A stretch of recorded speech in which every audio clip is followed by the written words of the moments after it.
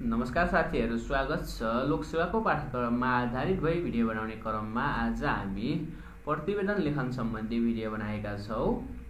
भिडियोलाई अन्तिमसम्म हेर्नुहोला ताकि यस विषयमा ज्ञान हासिल गर्न सक्नुहोस्। साथै च्यानललाई सब्स्क्राइब गर्नु भएको छैन भने सब्स्क्राइब गर्नुहोला ताकि हामीले प्रस्तुत गर्ने अपलोड गर्ने भिडियो सबैभन्दा पहिले तपाई कहाँ पुग्न सकोस्। भिडियो ढिला नगरी भिडियोतर्फ लागौ। यो त भयो सानो जानकारी जस्तो प्रतिवेदन लेखन के हो त। प्रतिवेदन लेखन भन्नाले अब सामान्यतया यहाँ प्रतिवेदन अब स्कुल लेभलमा पनि लेख्नु भयो होला, नेपालीमा हुने नै थियो प्रतिवेदन लेखन सम्बन्धी।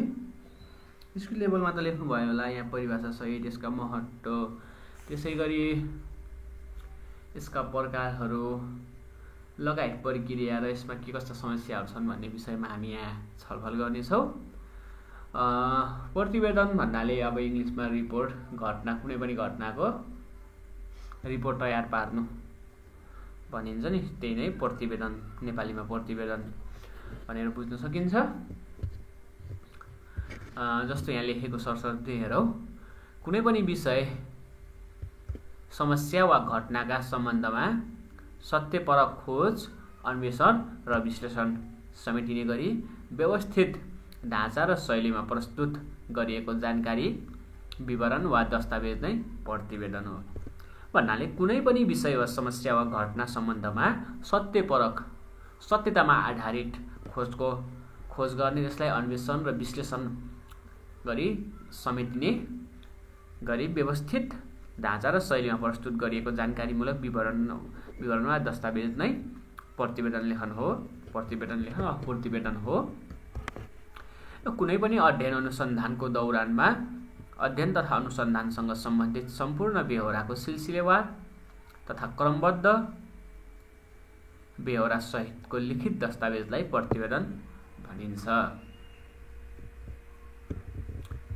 त्यसैगरी कुनै पनि घटना, प्रसङ्ग वा विषयवस्तुबारे अध्ययन, अनुसन्धान र विश्लेषण गरी सुझाव सहित निश्चित ढाँचामा प्रस्तुत गरिएको सामग्री नै प्रतिवेदन हो। त्यसैगरी अर्को पोइन्टलाई हेरौँ।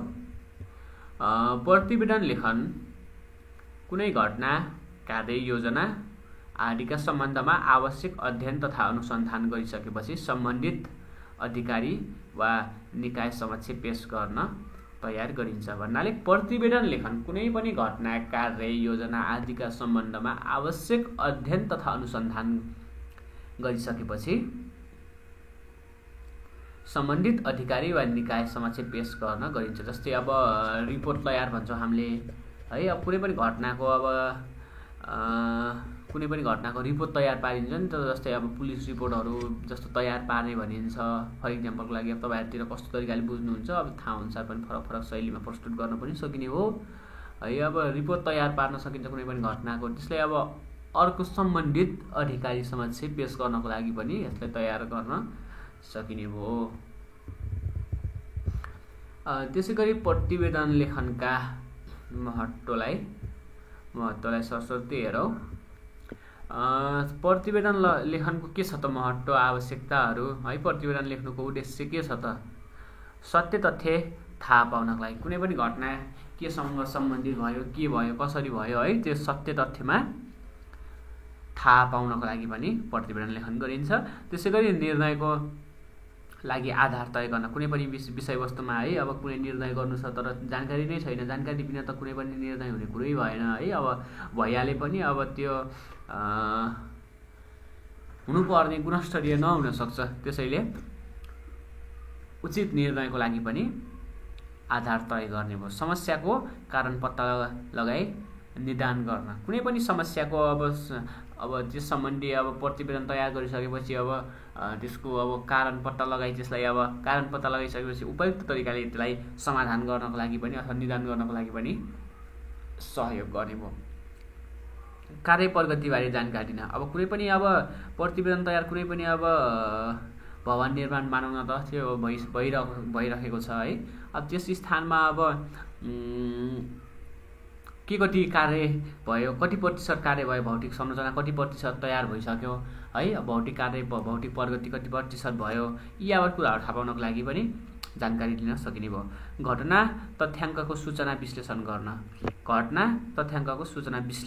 अब कुनै पनि घटना घटिसक्यो, कुनै पनि घटना भन्नाले अब घटना घट्नुलाई मात्र नभए कुनै पनि एक्सन अथवा परिवर्तन भयो भनेपछि त्यसको सूचनाको विश्लेषण गर्न पनि सहयोग पुर्याउने भयो। सुधारको प्रक्रिया अवलम्बन गर्न, त्यसलाई अब घटना घटिसक्यो अथवा कुनै अब परिवर्तन भइसक्यो भने त्यसलाई अब नराम्रो पक्षलाई समेटेर सकारात्मक मार्गमा जानको लागि पनि यसले सहयोग गर्ने भयो। त्यसरी सम्बन्धित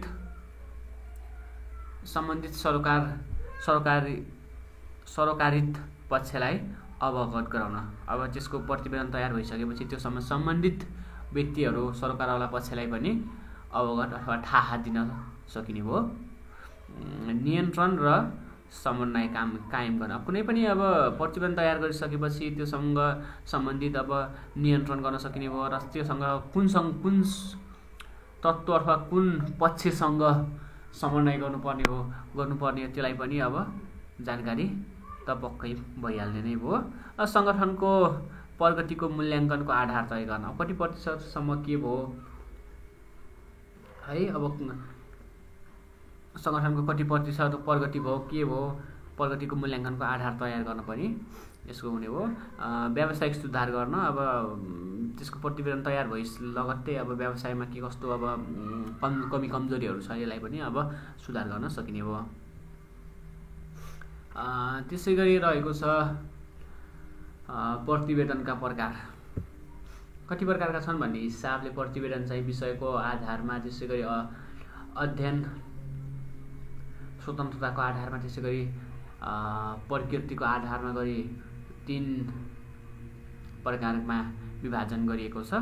यसै गरी यसमा अब हेर्दाखेरि विषयको आधारमा अब यसमा विषय सामान्य अथवा नियमित प्रतिवेदन, त्यसै गरी माफ गर्नु होला यहाँ नियमित हुनुपर्ने हो, विशेष र विशिष्ट प्रतिवेदन। त्यसै गरी 2 मा रहेको छ अध्ययन र स्वतन्त्रताको आधारमा स्वैच्छिक प्रतिवेदन र निर्दिष्ट प्रतिवेदन। अब कसैले आफ्नै इच्छाले पनि तयार गर्न सकियो भने कसैद्वारा निर्देशित पनि हुन सक्ने भयो। त्यसै गरी प्रकृतिका आधारमा हेर्नुहुन्छ भने अब प्रकृतिका अब सरकारी गैर सरकारी, त्यसै गरी मिश्रित प्रतिवेदन, कुनै सरकारी माध्यमबाट पनि अब निर्देश भएको हुन सक्दछ, सरकारी किसिमको, अब गैर सरकारी पनि हुन सक्दछ, सरकारी र गैर सरकारी मिश्रित पनि हुन सक्दछ। त्यसै गरी प्रतिवेदनको ढाँचा वा रूपरेखा,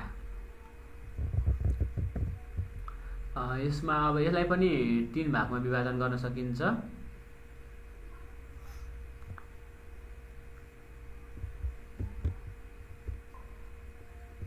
त्यसै गरी पहिलो यसलाई 3 भागमध्ये शीर्ष अथवा आदि भाग, मुख्य भाग र अन्त्य भाग। शीर्ष भागमा चाहिँ अग्रपृष्ठ है, त्यसपछि मन्तव्य हुने भयो, त्यसपछि विषय सूची, संक्षिप्त रूपको पूर्ण विवरण, अनि त्यसपछि कार्यकारी सारांश। त्यसै गरी मुख्य भागमा चाहिँ अब परिचय, सन्दर्भ सामग्री, विश्लेषण, त्यसपछि तथ्याङ्क सङ्कलन र विश्लेषण, त्यसै गरी विषयको विस्तृत प्रस्तुति, यो चाहिँ मुख्य भागमा रह्यो। त्यसपछि अन्त्य भागमा चाहिँ निष्कर्ष तथा सुझाव, कार्ययोजना, त्यसै गरी अनुसूची, सन्दर्भ सामग्री, अनुक्रमिका भन्नाले यसलाई सरस्वती अब यसलाई घोक्नु आवश्यक भयो घोक्नु होला, नत्र भने सरस्वती हेरेर पनि बुझ्न सकिने भयो। अग्र अथवा पृष्ठ, शीर्ष 3 भागमा विभाजन, शीर्ष, मुख्य, त्यसै गरी अन्त। यो त बुझिहाल्नु भयो। अब यसभित्र चाहिँ के पर्छ भन्ने कुरामा चाहिँ अग्रपृष्ठ मन्तव्य पनि हुने भयो, त्यसै गरी विषय सूची, संक्षिप्त रूपको पूर्ण विवरण, त्यसपछि कार्यकारी सारांश, परिचय मुख्य भागमा चाहिँ, अनि त्यसपछि सन्दर्भ सामग्रीको विश्लेषण, तथ्याङ्क सङ्कलन र विश्लेषण विषयको विस्तृत प्रस्तुति। अनि अर्को चाहिँ अन्तभागमा चाहिँ निष्कर्ष तथा सुझाव कार्ययोजना अनुसूची सन्दर्भ सामग्री अनुक्रमिका। त्यसैगरी प्रतिवेदन लेखनको प्रक्रिया है के प्रक्रिया अपनाउनु पर्छ है कस्तो माध्यम कस्तो तरिकाहरू विधिवत तरिकाले कसरी लेख्न सकिन्छ भन्ने चाहिँ अब यसलाई हेरौँ।